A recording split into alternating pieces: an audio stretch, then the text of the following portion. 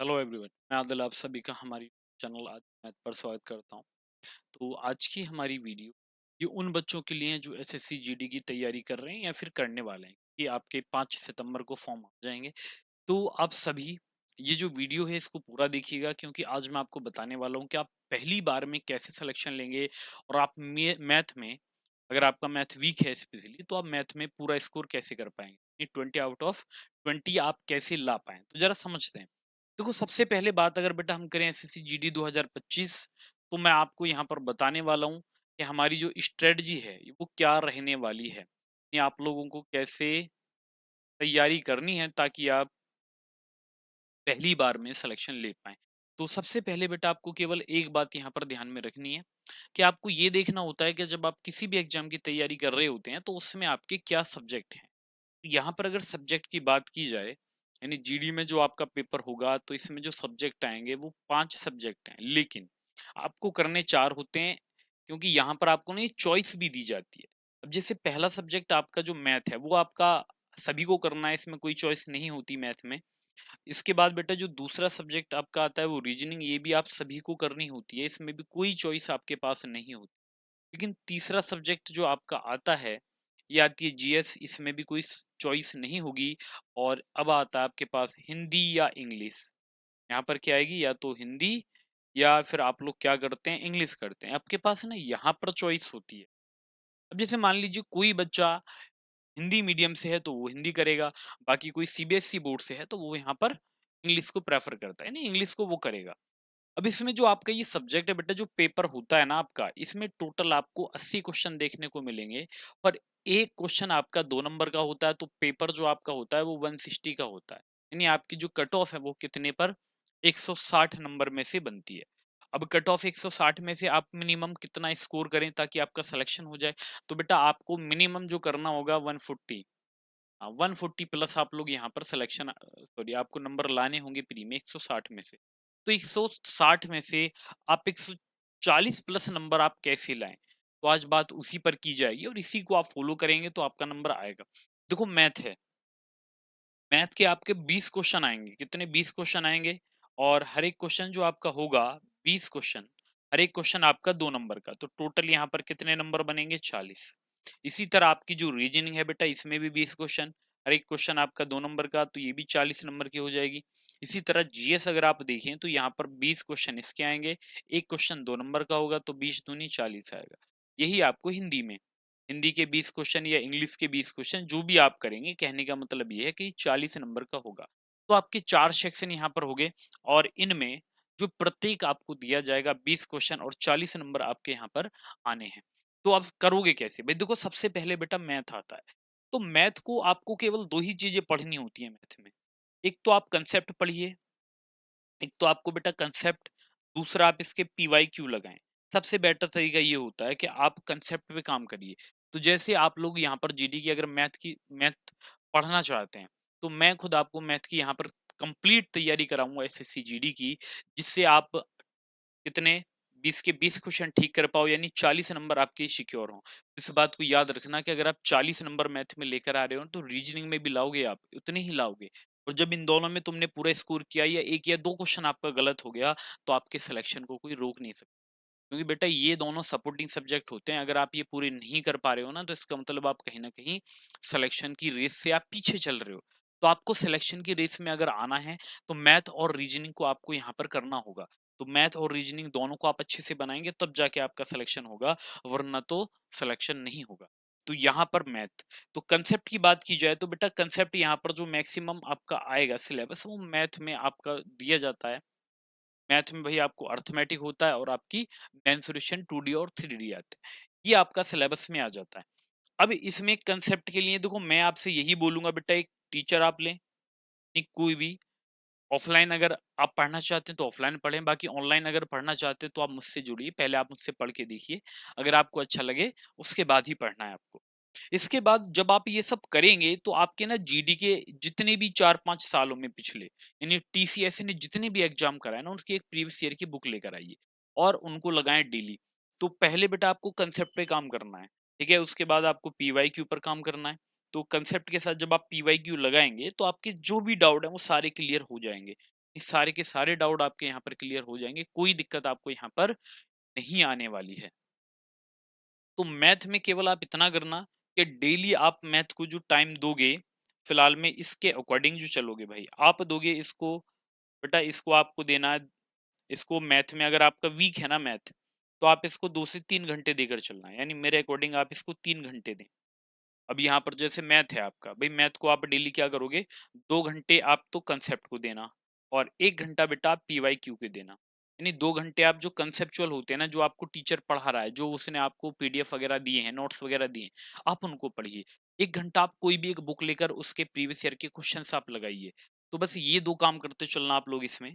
अब जैसे रीजनिंग है, रीजनिंग में भी आपको काम तो यही करना है, यानी यहाँ पर भी आप क्या करोगे, आपको कंसेप्ट, हाँ जी, आपको यहाँ पर क्या करना है बेटा, आपको यहाँ पर कंसेप्ट प्लस पीवाईक्यू, ये दोनों काम करने हैं। तो इसको जो आप दोगे, 3 घंटे हमने यहाँ पर दे दिए। फिर रीजनिंग को आप 1.5 घंटा दीजिए। रीजनिंग आप 1.5 घंटा अगर डेली दोगे तो आपकी रीजनिंग कवर हो जाएगी। तो यहाँ पर आप 45 मिनट इसके कंसेप्ट सीखें, और बेटा 45 मिनट आप यहाँ से क्या कर लें, इसके प्रैक्टिस करें पीवाईक्यू की।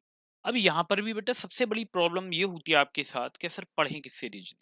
तो रीजनिंग पढ़ने के लिए देखो, जो टीचर आपको बेस्ट लगता है, टीचर बहुत है, सब अच्छा पढ़ाते हैं, तो आपको जो भी ये लगता है कि हाँ टीचर ये इसका समझ में मुझे आ रहा है, बस आपको ये देखना है कि जो सामने वाला टीचर जिससे आप पढ़ना चाह रहे हैं, क्या वो जो समझाता है वो आपकी समझ में आता है।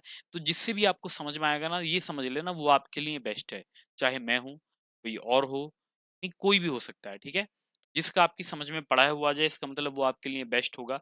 तो यहाँ पर रीजनिंग में आप ये काम करें, यानी कंसेप्ट का मतलब है कि जो कुछ आपको टीचर पढ़ाएगा, ठीक है, जो वो आपको क्वेश्चन लिखाएगा, जो आपको थ्योरी वगैरह वो कराएगा, उसका 45 मिनट उसको देंगे। उसके बाद बुक से 45 मिनट आप पीवाईक्यू, यानी जो प्रीवियस ईयर के क्वेश्चन है, आप इसको देंगे। अब जो जीएस आती है भाई, बहुत इंपॉर्टेंट होता है ये जीएस। और जीएस आपको पता है बेटा, जीएस को आपको ज्यादा टाइम देना होगा। ज्यादा कैसे देंगे, देखो ये केवल स्ट्रेटजी आपकी 8 घंटे की मैंने बताई है। तो 3 घंटे आपने मैथ को दिए, 1.5 घंटा आपने रीजनिंग को, तो 4.5 घंटे आपके यहाँ पर हो चुके हैं। इसके बाद अब मैं आपसे ये बोलूंगा बेटा, हिंदी को जो आप समय दोगे, हिंदी को आप केवल 1 घंटा देना। अगर आप डेली 1 घंटा हिंदी पढ़ोगे ना, डेली 1 घंटा, भाई 1 घंटा आपके लिए काफी है। तो 1 घंटा डेली इसको देंगे आप लोग। और जो जीएस है, तो ये 2.5 घंटे आपके जीएस में बच जाएंगे। अब ये भाई जीएस में ज्यादा मेहनत करनी पड़ेगी आपको, ठीक है, क्योंकि इसका सिलेबस बहुत ज्यादा है, और बराबर ये आना। बाकी हिंदी आप 1 घंटा दोगे तब भी 40 नंबर की आनी है, ठीक है। और इसका सिलेबस कम है हिंदी का, तो इसको अगर आप डेली पढ़ोगे, डेली अगर आपने इतना इसको टाइम दिया, तो आप इसको बहुत अच्छे से कर पाएंगे। अब जैसे जीएस आप देखें बेटा, जीएस में क्या होता है, जीएस में आपके अलग अलग पार्ट बन जाते हैं। पार्ट क्या बनेंगे भाई, जैसे आपका करंट अफेयर हो गया, फिर आप कहोगे सर स्टैटिक जीके हो गई, प्लस हमारा कंप्यूटर हो गया, प्लस हमारा साइंस हो गया। साइंस हो गया, यहाँ पर आपकी जनरल स्टडी आ जाएगी। जनरल स्टडीज में जैसे आपके यानी कंसेप्चुअल जो टॉपिक होते हैं बेटा, हिस्ट्री हो गई, ज्योग्राफी हो गई, पॉलिटी हो गई, इकोनॉमिक्स हो गई, तो ये आपके आ जाते हैं। तो इनमें आप इनको 3 पार्ट में डिवाइड करके पढ़े, हमेशा हमेशा 3 पार्ट में डिवाइड करिए। तो 30 मिनट आप करंट अफेयर को देंगे, और ये जो करंट अफेयर है ना, आप कोई मंथली मैगजीन या किसी की भी पीडीएफ से पढ़ेंगे। कभी भी आप 1 घंटा 1.5 घंटा आप अपना वीडियो में खराब नहीं करोगे करंट अफेयर के चक्कर में, ठीक है, क्योंकि इतने में करोगे, इतने में तो आप बहुत कुछ याद कर सकते हो, इस बात को समझ लेना। इसके बाद ये जो स्टैटिक जीके, कंप्यूटर आपका आएगा, जनरल साइंस वगैरह आएगा, इसको आप 1 घंटा डेली देंगे। और बेटा जो हिस्ट्री आपकी, ज्योग्राफी और ये पॉलिटी इकोनॉमिक्स है, इसको भी आपको 1 घंटा देना है।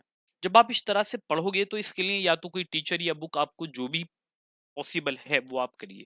या तो देखो, मैं तो यही बोलूंगा, अगर आप पहली बार तैयारी कर रहे हैं ना, तो बेटा अपना खुद का ज्ञान पर ना रहें, बल्कि किसी एक टीचर का कोर्स लें, जीएस स्पेशल का, ठीक है।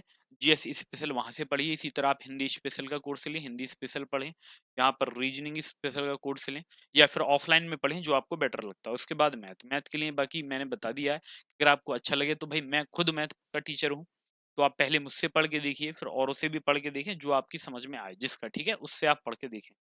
तो ये आपको इस तरह से दिया है। तो इसमें डेली आपको 1-1 घंटा, जैसे बेटा हिस्ट्री आप पढ़ रहे हैं, डेली 1 घंटा पढ़िए। इसके बाद आपने यहाँ स्टैटिक जीके पढ़ी, डेली 1 घंटा दें। इसी में आपको जनरल साइंस और कंप्यूटर भी ऐड करके चलना है। तो जब आप ये करोगे, तो आपका पूरा सिलेबस एक साथ चलेगा। यानी यहाँ पर ऐसा नहीं होगा कि आपका आधा-अधूरा सिलेबस चल रहा है, तो ये पूरा सिलेबस आप एक साथ लेकर चलोगे। और जब पूरा सिलेबस एक साथ होगा, तो इसका मतलब ये है कि आपका जो दिमाग है ना ये, जिसमें अभी जंग लगी हुई है, ये खुलेगा और जब ये खुलेगा ना, तो आपकी जो मेमोरी है, याद करने की क्षमता, चीज़ों को पढ़ने की, वो बेटा धीरे-धीरे बढ़ेगी। स्टार्टिंग में तो आपको होगा लगभग 8 से 10 दिन आपको ऐसा लगेगा, यार पता नहीं क्या कर रहा हूँ मैं, ऐसे कैसे होगा? लेकिन एक होता है ना सेल्फ मोटिवेट होना, जब जिस दिन वो आपके अंदर आएगा ना तो आपके अंदर एक जुनून होगा पढ़ाई का कि हाँ मुझे कुछ करना है। और यही सब चीज़ें आपको बेटा सिलेक्शन दिलाएँगी। तो ये पैटर्न आप फ़ॉलो करना। अभी केवल ये है कि आप लोग बिगिनर हैं, स्टार्टिंग आप कर रहे हैं, तो आप ये काम करिए। बाकी आपके लिए मैं एसएससी जीडी के जो भी हमारे मैथ के पेपर हैं, उनका सॉल्यूशन मैं लेकर आऊँगा, तो उससे भी आपको काफ़ी हेल्प होने वाली है। तो सभी भाई जो भी वीडियो को देख रहे हैं, अगर आपको वीडियो अच्छी लगी है, तो चैनल को सब्सक्राइब कर देना है, वीडियो को लाइक और कमेंट करके ज़रूर बता देना है आपको कैसा लगा, ठीक है? बाकी इसी तरह से मैं आपको फुल गाइड करूँगा जब तक आपके एग्ज़ाम होंगे। अब वो कोई भी आपका एग्ज़ाम हो, चाहे आप एसएससी का एग्ज़ाम दें, सीजीएल का दें या कोई और अदर आप एग्ज़ाम यहाँ पर दें। तो आपके साथ मैं बना रहूँगा। बस ये कि आपको कोई भी डाउट होता है तो मेरा नंबर है, जो मेरा व्हाट्सएप नंबर ये भाई 80 57 28 75 26।